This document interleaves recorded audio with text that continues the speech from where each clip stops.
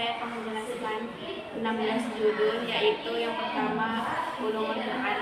Ulumul Quran adalah ilmu yang membahas segala sesuatu yang berkaitan dengan Al-Quran, baik dengan segi sejarah, turunnya, cara membacanya, penulisan, pengumpulan, penafsiran, hingga dasar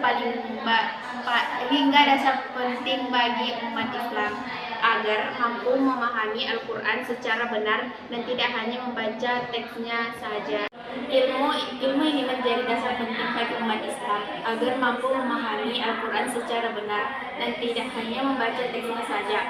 Dengan mempelajari ulumul Quran, seseorang dapat mengetahui bagaimana wahyu diturunkan kepada Nabi Muhammad SAW, bagaimana para sahabat menjaga keaslian Al-Quran, serta bagaimana para ulama menafsirkan maknanya sesuai kaidah yang benar. Ulumul Quran juga mencakup sebagai cabang ilmu seperti asbabun nuzul, Makkiyah dan Madaniyah, qiraat, nasakh dan mansukh, tafsir, serta ilmu tajwid. Setiap cabang memiliki fungsi penting untuk membantu memahami pesan Allah.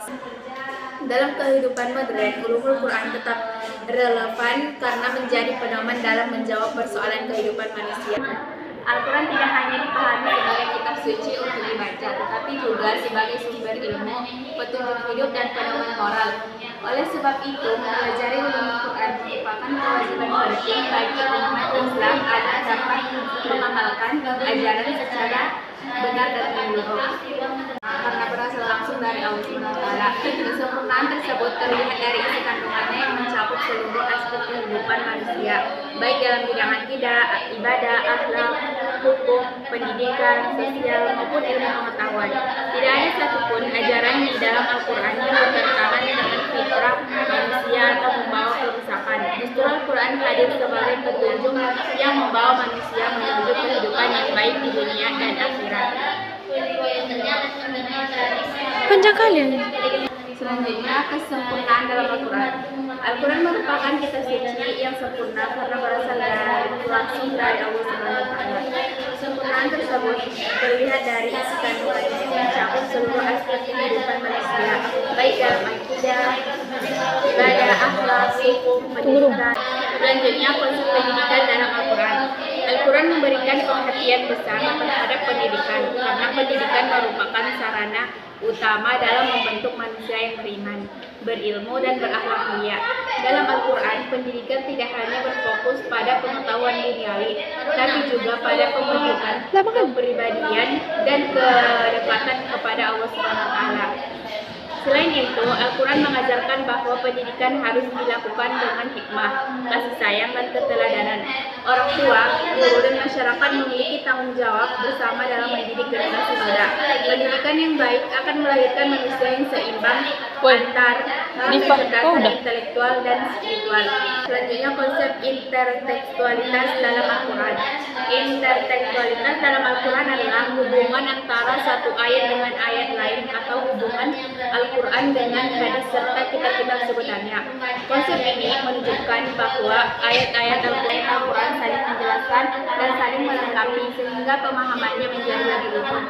Dalam menafsirkan Al-Quran, seorang mufasir tidak boleh memahami satu ayat secara terpisah tanpa melihat ayat lain yang berkaitan dengan Al-Quran. Perumpamaan dalam Al-Quran digunakan untuk memudahkan manusia memahami pesan-pesan Allah dengan menggunakan contoh yang dekat dengan kehidupan sehari-hari. Manusia menjadi lebih mudah memahami makna yang abstrak atau sulit. Selain memudahkan pemahaman, perumpamaan dalam Al-Quran juga berfungsi memperkuat iman dan memberikan peringatan kepada manusia. Orang yang berpikir akan mampu mengambil hikmah dari setiap perumpamaan yang disebutkan. Selanjutnya, cara mengetahui asbabun nuzul. Asbabun nuzul adalah sebab atau latar belakang turunnya suatu ayat Al-Quran. Mengetahui asbabun nuzul sangat penting agar ayat dipahami sesuai konteksnya. Cara mengetahui asbabun nuzul adalah melalui riwayat yang sahih dan Nabi Muhammad SAW, para sahabat, dan tabi'in. Kemudian Al-Quran sebagai sumber hukum Islam. Al-Quran merupakan sumber hukum Islam yang utama dan paling tinggi kedudukannya. Semua hukum dalam Islam harus berdasarkan Al-Quran dan tidak boleh bertentangan dengannya. Dalam Al-Quran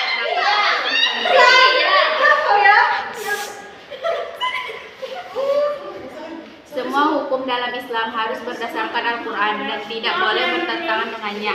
Di dalam Al-Quran terdapat aturan tentang ibadah, muamalah, keluarga, pidana, ekonomi, dan hubungan sosial. Kemudian peran asbabun nuzul dalam menafsirkan Al-Quran. Asbabun nuzul memiliki peran penting dalam menafsirkan Al-Quran karena membantu memahami latar belakang turunnya ayat. Dengan mengetahui sebab turunnya ayat, mufasir dapat memahami tujuan dan maksud ayat secara lebih tepat. Udah singkat. Kemudian ilmu qiraat dan pengaruhnya terhadap variasi makna. Ilmu qiraat adalah ilmu yang mempelajari berbagai cara membaca Al-Quran yang sah dan bersumber dari Rasulullah. Perbedaan qiraat tidak menyebabkan pertentangan, tetapi justru memperbanyak pemahaman makna Al-Quran. Ilmu qiraat juga menunjukkan keindahan dan keluasan bahasa Al-Quran. Perbedaan bacaan menjadi bukti bahwa Al-Quran mudah dipelajari oleh berbagai suku dan bangsa. Baru 2 menit. Gak apa-apa lah. Kan tadi lamain. Aku selamain loh. Kemukjizatan yang terdapat di dalam Al-Quran. Kemukjizatan Al-Quran merupakan bukti bahwa Al-Quran berasal dari Allah Subhanahu wa Ta'ala dan bukan buatan manusia. Mukjizat Al-Quran terlihat dari keindahan bahasa, isi kandungan, berita gaib, hukum-hukum yang adil, dan kesesuaiannya dengan ilmu pengetahuan. Selain itu, Al-Quran juga mengandung banyak fakta ilmiah yang baru diketahui manusia pada zaman modern. Hal ini menunjukkan bahwa Al-Quran melampaui kemampuan manusia pada masa turunnya. Kemudian, ilmu qiraat dan pengaruhnya terhadap variasi makna. Ilmu qiraat adalah ilmu yang mempelajari berbagai cara membaca Al-Quran yang sah dan bersumber dari Rasulullah. Perbedaan qiraat tidak menyebabkan pertentangan, tetapi justru memperbanyak pemahaman makna Al-Quran. Ilmu qiraat juga menunjukkan keindahan dan keluasan bahasa Al-Quran. Perbedaan bacaan menjadi bukti bahwa Al-Quran mudah dipelajari oleh berbagai suku dan bangsa. Belakang turunnya ayat. Dengan mengetahui sebab turunnya ayat, mufasir dapat memahami tujuan dan maksud ayat secara lebih tepat. Selanjutnya, peran keluarga dalam mengajarkan Al-Quran kepada anak sejak dini.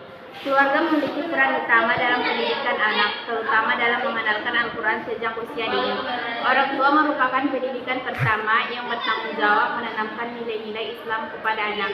Mengajarkan Al-Quran sejak kecil dapat membentuk karakter, akhlak, dan keimanan. Jihad yang benar harus dipahami agar tidak terjadi kesalahpahaman yang dapat membentuk karakter, akhlak, dan keimanan anak. Anak yang terbiasa membaca dan memahami Al-Quran akan memiliki pedoman hidup yang baik. Pendidikan Al-Quran dalam keluarga harus dilakukan dengan kasih sayang, keteladanan, dan kesabaran. Orang tua tidak hanya menyuruh anak membaca Al-Quran, tetapi juga harus memberikan contoh dalam kehidupan sehari-hari. Dalam Al-Quran mencakup sikap hemat, menjaga kebersihan, melestarikan alam, dan tidak berlebihan dalam menggunakan sumber daya.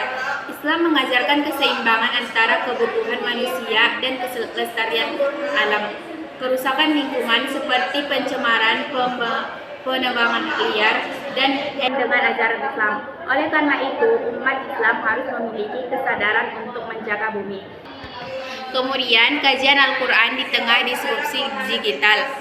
Perkembangan teknologi digital membawa perubahan besar dalam cara manusia mempelajari Al-Quran saat ini.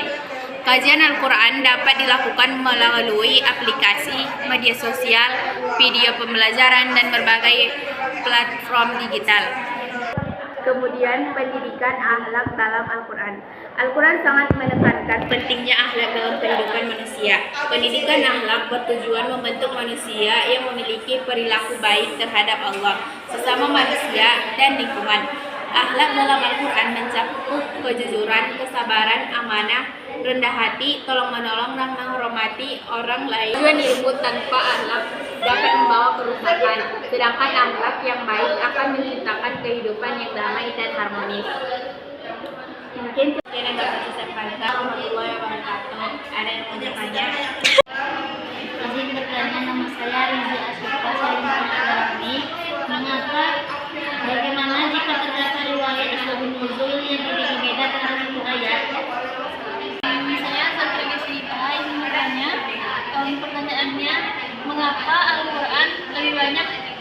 perumpamaan daripada penjelasan langsung. Saya perkenalkan saya di Afianti.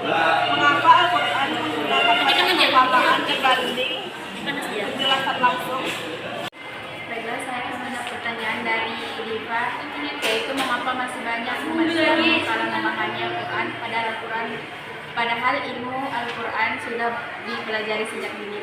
Karena tidak semua orang mempelajari ilmu Al-Quran secara mendalam. Banyak yang hanya membaca terjemahan tanpa memahami ilmu tafsir, asbabun nuzul dan konteks mempelajari ilmu Al-Quran secara mendalam. Banyak yang hanya membaca terjemahan tanpa memahami ilmu tafsir, asbabun nuzul dan konteks ayat.